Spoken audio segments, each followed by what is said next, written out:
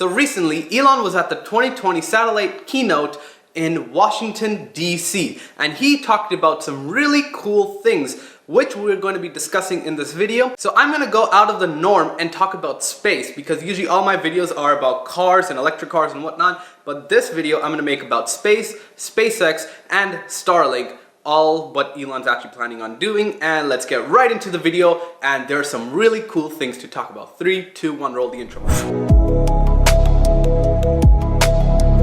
The 2020 satellite keynote just happened a couple days back, and obviously there is so much stuff that Elon actually talked about, and honestly I will not be able to cover all of it in this video because A, time, I'm not going to just expand on everything, B, you could just watch the conference yourself. It's absolutely great hearing the guy talk and hearing how we're going to advance our society to eventually reach Mars. While we're on the topic of Mars, Elon has actually said in that conference that if we want to go to Mars, we greatly have to speed up the rate of innovation to reach Mars before he dies. Because at the rate they're going at right now, this is Elon's words by the way, just saying, it took them 18 years just to put people into orbit. And to put people on Mars is exponentially harder, so they really have to improve the rate of innovation just to reach that milestone. SpaceX is doing some great things today by actually designing rockets to go to Mars. The purpose of those rockets are to go to Mars.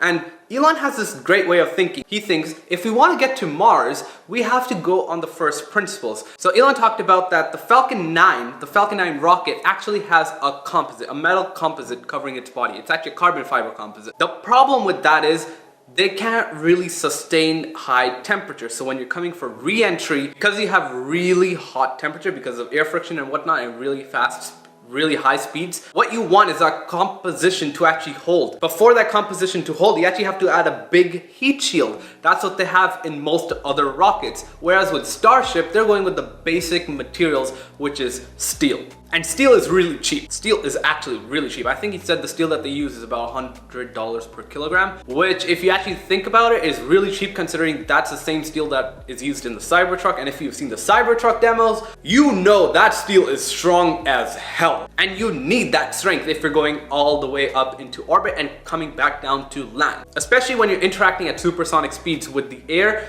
you're gonna really heat up the body of the aircraft, or not the aircraft, the spacecraft. So there are a few advantages of using steel. Number one, steel, as Elon described it, is very happy at really high temperature, cryogenic temperatures, which means steel can basically sit at 500 degrees Celsius, no problem at all. Whereas the carbon fiber composite in Falcon 9 is sort of sacrificed at even just 200 degrees Celsius. And there's another big advantage to using steel. Obviously you keep costs down, but Elon has this way of thinking to go to first principles. So the design was gonna take so much longer if they continued to use composite materials. And if they kept on using composite materials, you would have had to have engineers and a team of engineers actually to just work on solving that problem. Whereas the problem shouldn't exist in the first place. Now, a sign of a good design is removing a problem that shouldn't exist. Elon actually said that the worst thing an engineer can do is optimizing a problem that shouldn't actually exist. Because you're spending way too much time optimizing that problem which actually shouldn't even be there in the first place, and not spending enough time on the actual problem of building the rocket, getting it to space and whatnot. Starship needs to have a few characteristics. One of them being it has to be refueled in orbit. And the biggest advantage of that is when you have such a big body that you're carrying up to space with a lot of mass, you're gonna expel so much fuel just escaping Earth's gravity. And once you get to orbit, you're basically in free fall, right? Or in elliptical orbit, doesn't really matter. So what you can do, launch another rocket, refuel the Starship so it's back at 100% fuel, land the refueling rocket, and then the Starship can actually start its engines and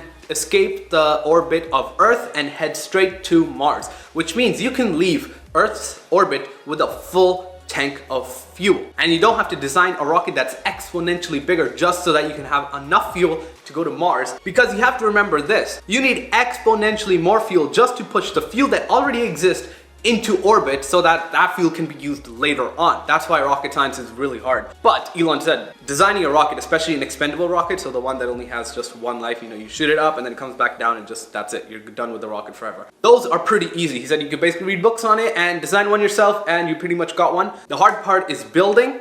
And then an even harder part, in order of many magnitudes, like 2 or 3 magnitudes harder, is designing the production line of that rocket, which they are trying to do in Boca Chica with the Starship. They're trying to design the production line, and as we've seen with Model 3, production lines are really, really tough. Now, Elon is really big about talking and actually being truthful to other people, saying, oh yeah, production lines are this, they're this hard, it's that hard, this is where we're having the problem with, and we need smarter people to work on it. And it's a good thing that he's actually being more and more honest with everyone, talking about all the stuff that is going wrong, because based on that, we can get the smart people working on those problems right away and not focusing on other solutions that other companies might have that shouldn't even exist in the first place. So now that we talked about Starship, let's talk about Starlink. Starlink is gonna be big. And I want to spend a little bit of time talking about Starlink. The reason why Starlink is going to be big is because you will have internet access pretty much anywhere on the globe, literally anywhere on the globe.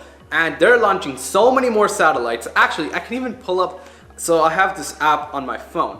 And what it does, it's called Night Sky. It's free. Obviously, there's a paid version. I just went for the free version. And what you can do is actually move around and actually see Starlink satellites. So now I'm actually recording the screen and you can see those Starlink satellites right there in that row.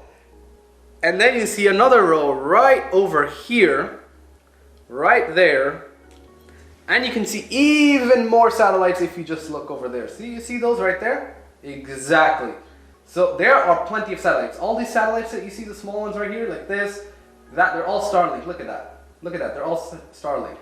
This one's a telescope, Hubble telescope. Hubble Space Telescope.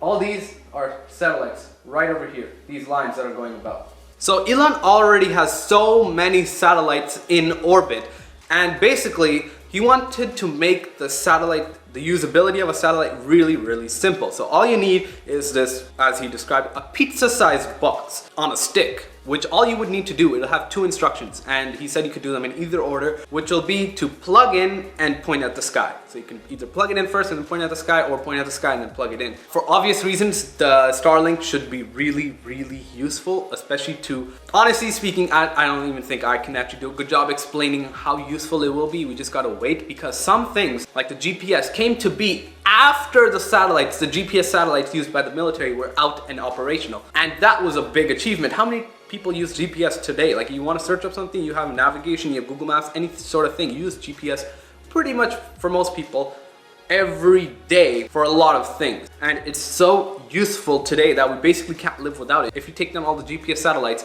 you'll be like, oh, what? Now, yes, you could probably use cell towers, but that's not just as good. And it's not literally a global positioning system, GPS. So Starlink will have the same sort of effect. You won't even imagine what's possible with Starlink until maybe a decade after it's fully operational and everyone is trying to get something done or trying to get some innovation happening in that field. Another thing Elon actually talked about was that Starlink is not really going to split up with SpaceX. The reason he said that was because every other constellation company that has been out there has gone bankrupt. Literally every single one. He did talk about Orion, but he's like, it's not really the same sort of thing. So what his plans are is to actually make Starlink a viable solution and for it to not go bankrupt. If he splits it, there's a really high chance that it can go bankrupt. Because right now, SpaceX is a private company. If he splits it, and then people have been talking about, oh, Starlink Ipo, this is gonna happen and whatnot. Elon actually said that he's not even thinking about doing that. I don't know where people got that from, maybe insider info that someone just said, and maybe they thought about it for like, I don't know, not even a meeting. It's probably just like, do you think Starlink will go public? I need to think about that. And then 2 seconds later, he probably said no. But person said, we're thinking about it. And I don't know how I got in the news, honestly, but that is not gonna happen. So no Starlink IPO. Sorry to break your bubble, but you know what? Just get on the Tesla stock. It's dirt cheap right now. I have no clue how much it is right now. It's like 500 something. Right now, it's at 558 at the time of this recording. That's dirt cheap. You can get on that, and you know, we've seen the Tesla stock go up to $900 $100 something. So that's a 40% increase on your stock just maybe in a few months. So if you really want to earn money with the IPO and get all that, I think a Tesla stock even today is a really good buy. So maybe Starlink you shouldn't really worry about anyways, because the plan for Elon Musk is to actually get it operational and actually start earning money so that he can fund his project to go to Mars. Starlink will be his moneymaker, his primary moneymaker for SpaceX. Based on Elon and the way he runs his companies, he basically puts all the revenue into R&D, which is actually what every startup should be doing. SpaceX has been in the business for what, 18 years? Honestly, what they're trying to do, I would still consider them a startup because they have not either reached that goal yet or they're not even close to reaching that goal yet. And no, we're probably not going to see any sort of Starship flights to Mars in 2 years, which Elon actually said in 2022, 2024. I doubt it. Even though SpaceX is not really a startup necessarily, but they want to grow. They need R&D to actually grow. That is what they're gonna do. They have to get some income somehow, and I don't think NASA is gonna be their primary customer, and obviously SpaceX wants other customers. And so this is actually one way where Elon can actually further his plans to reach Mars within this decade. And you know, like I said, he has to improve the rate of innovation, and that's not going to happen if you don't have any sort of capital, so that you can actually do R&D to further your innovation. The space industry really needed innovation. In '69, when they launched Apollo 11 to go to the moon, people were thinking, oh, we'd have a moon base in 15 years or something like that. We'd be at Mars before the year 2000. If you would have told them by 2020 that we don't even have a moon base, you know how much they would crush their dreams? Yes, it's a whole nother topic for a whole nother video, but I just want to say that the reason we actually went to the moon was because US was at war. It was not because, oh, we want to explore, you know, new places. It was because we were at war. We had to, not we, but like the Americans had to beat the Russians to get to space and then to actually reach the moon. And so they did, and they have a flag up there. And that was the primary motive. How many flights actually happened to the moon? Well, not many. After, I don't even think any even happened after 1975. So that just shows that America has been really lagging behind after those times. Just want to say one more thing. This is related to cars. So, do you realize how good the cars actually looked back in the 60s and 70s? We were at war. It wasn't like a war, battle war like sort of thing. It was a race to see who can reach space and the moon first. And you can consider that sort of like a war. And Kennedy was a big part of it. He was like the fuel. He wanted to actually get there before the Russians and whatnot. That time period was actually really good for American innovation. It was basically a baby boomer time. Honestly, it was just overall for everything in America was just booming. It was just booming time.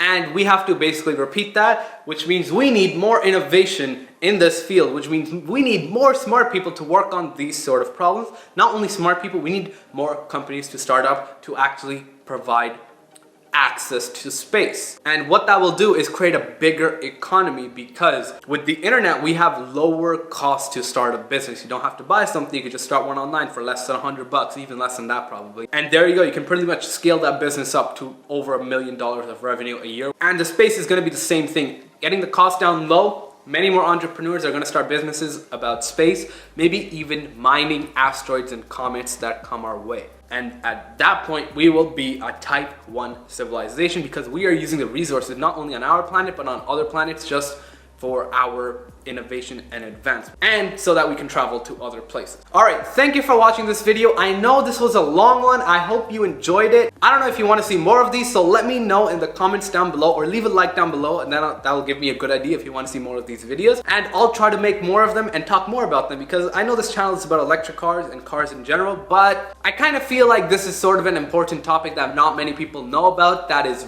so important for the future of our civilization. Nonetheless, if you don't want to see more, then I'll just not make them on this channel. Whatever, I don't mind. I have another channel to do all that stuff. Link down below, by the way. So thank you for watching. Hope you enjoyed this one, and I'll see you tomorrow, hopefully, if I don't miss a video again. Yes, whatever. Bye. Peace.